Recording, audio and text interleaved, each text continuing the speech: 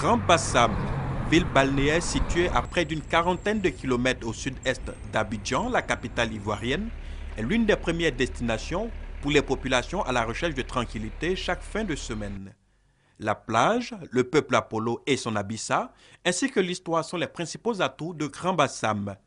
Tout ceci lui a valu d'être déclaré patrimoine national. Depuis plusieurs années, les autorités ivoiriennes veulent la voir classée au patrimoine mondial de l'UNESCO. C'est tout le sens de la mobilisation de Maurice Kwaku Bandama, ministre ivoirien de la Culture et de la Francophonie. Au cours d'une conférence de presse à Abidjan, il s'est dit confiant dans le processus en cours.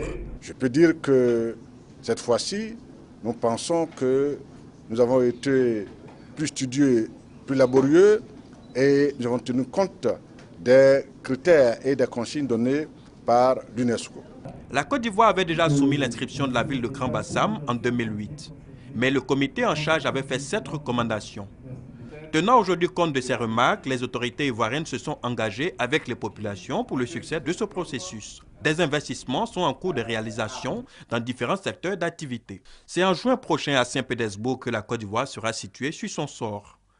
Les autorités locales, traditionnelles et administratives sont parties prenantes de ce projet. C'est la ratification de la Convention de l'UNESCO de 1972 qui permet à la Côte d'Ivoire de solliciter l'inscription de certains de ses biens sur la liste du patrimoine mondial.